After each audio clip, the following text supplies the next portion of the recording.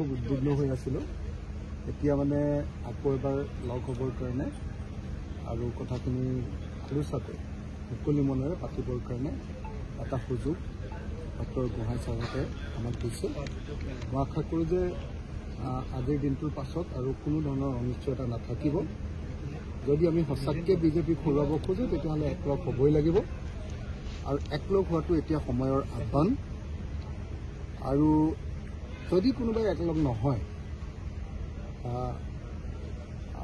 বিভিন্ন কাৰ্যসূচীৰে পলাই কাৰণে চেষ্টা কৰে, তেতিয়া বুজিব লাগিব যে তেওঁলোকে বিজেপিক জিকাব। সকলো ঠিকে থাকে, কিন্তু দেখিলোঁ পাব কংগ্ৰেছে আসনটো এৰি দিব নোখোজে শেষত। বাকীবিলাকেও চবেই ধুনীয়াকৈ সমিল মিলেৰে খেলিব খোজে। কংগ্ৰেছে আসনটো ইলেকশ্যনৰ সময়ত এৰি দিব নোখোজে। গতিকে এই প্ৰশ্নটোৰ উত্তৰ অকল কংগ্ৰেছে দিব পাৰিব, বাকীবিলাকে কোনেও দিব নোৱাৰে প্ৰশ্নটোৰ উত্তৰ। আমিতো চবেই বিচাৰোঁ যে একলগ হৈ সন্মান সহকাৰে আৰু এখন কমন মিনিমাম প্ৰগ্ৰেম লৈ আমি আগবাঢ়ি যাব লাগে। দুটা বস্তু, ইলেকশ্যনৰ পাছত যাতে আমি অসমৰ মান সন্মান ৰক্ষা কৰিব পাৰোঁ, দিল্লীয়ে যাতে আমাক কোনো জাপি দিব নোৱাৰে চৰকাৰ যদি আমাৰ হয়। তাৰ কাৰণে এখন কমন মিনিমাম প্ৰগ্ৰেম লাগে আৰু সকলোকে সন্মানজনকভাৱে আসনৰ ভাগ বতৰা দিব। ৰাইজৰ দলৰ স্থিতি কেনেকুৱা হ'ব আসনৰ ক্ষেত্ৰত?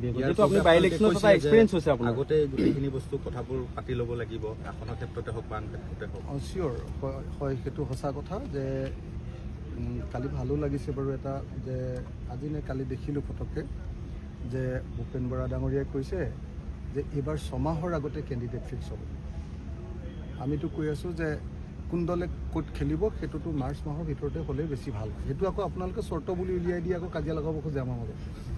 আপোনালোকৰতো কম নহয় ন, তো গতিকে আপোনালোকে আকৌ চৰ্ত বুলি কৈ দিয়ে। আমি ভালকৈ যেতিয়া কওঁ কথাটো যে এনেকৈ কৰিলে আমাৰ ভাল হ'ব, তেতিয়া আমি বিজেপিক হৰুৱাবলৈ বেছি ভাল হ'ব। আপোনালোকে কয় যে এই অখিল গগৈয়ে চৰ্ত দিলে। চৰ্তটোতো নহয়। বিজেপিক যদি সঁচাকৈ হৰুৱাব লাগে, আপোনালোকৰ কাৰণেও লাগে ন, আপোনালোকৰ স্বাধীনতা কম হৈছে ন আগতকৈ।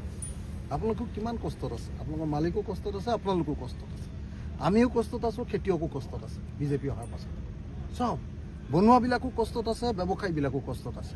সাংঘাতিক ধৰণৰ অৱস্থা বেয়া চবৰে। অসমত অনবৰতে আৰু হিন্দু মুছলমান কিমান শুনি থাকিব। গোটেই দেশৰ সম্পদ গোটেই বাহিৰৰ কোম্পানীবিলাকক দি দিছে, এইটো কোনে মানি থাকিব কওক। সেইকাৰণে আমি বিজেপিক সঁচাকৈ অসমৰ পৰা খেদিব লাগে, অসমত পৰাভূত কৰিব লাগে। আৰু পৰাভূত কৰিবলৈ হ'লে আমি অলপ আগতীয়াকৈ ষ্ট্ৰেটেজি তৈয়াৰ কৰিব পাৰিব লাগিব। আৰু আগতীয়াকৈ ষ্ট্ৰেটেজি তৈয়াৰ কৰিবলৈ হ'লে আগতীয়াকৈ কথাবিলাক পাতি লৈ ঠিক ঠাক কৰিব লাগিব। সেই কথাটো যেতিয়া মই মনৰ ভাৱটো ব্যক্ত কৰোঁ, আপোনালোকে একদম হাল্লা লগাই দিয়ে, এইবাৰ অখিল গগৈয়ে নতুন চৰ্ত দিলে, এনেকৈ বুলি চিঞৰ বাখৰ লগাই দিয়ে, আৰু তাৰপিছত আৰু আমাৰ ভিতৰতে আকৌ কাজিয়া এটা হয়। এইবাৰ আপোনালোকে চৰ্ত বুলি নক'ব দেই। আপোনালোকে কোৱাৰ কাৰণে কৈছোঁ যে আমি মাৰ্চ মাহৰ ভিতৰত যদি সঁচাকৈ কোনে ক'ত খেলিব, কোনটো দলে ক'ত খেলিব, সেই কথাটো যদি ঠিক কৰি ল'ব পাৰোঁ, আৰু আমাৰ সেই কথাটো যদি ঠিক কৰি ল'ব পাৰোঁ, আৰু কমন মিনিমাম প্ৰগ্ৰেমখন বাৰু হৈ থাকিব, আমি কথা বতৰা পাতি ল'ম, আমাৰ মাজত বুজাবুজি আছে, বেছিভাগ ইছ্যুতে আমাৰ অমিল আছে, সেইটো হৈ যাব। খালি আসনক লৈহে অকণমান সংঘাতটো লাগে। ইলেকশ্যনৰ সময়ত কংগ্ৰেছৰ সেইটোৱে অকণমান আকৌ লোৱা ভাৱটো বেছি হৈ যায়, অকলকে লাগি যায়, এইটোতে গণ্ডগোলটো লাগি যায় ন। আৰু আমাৰ কাৰণে বহুত মানে বেয়া লাগে কি 4বাৰ ঠগ খাই গ'লোঁ, 4বাৰ।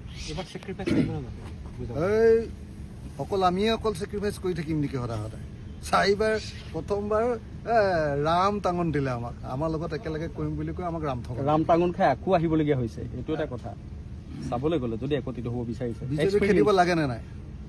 খেদিবতো লাগে, আপোনালোকৰ মতে নালাগে হয়নে নহয়? যদি বিজেপিক খেদিব লাগেতো গণ্ডগোল কৰিলেও আহিব লাগিব, লগ হ'বই লাগিব, আমি উপায় নাই আমাৰ। বিজেপিক খেদাটো আমাৰ জীৱনৰ পণ। এইবাৰ ছেক্ৰিফাইচ নকৰে? ছেক্ৰিফাইচ নহয় মানে সদায়তো এটা পাৰ্টিয়ে ছেক্ৰিফাইচ কৰে। 21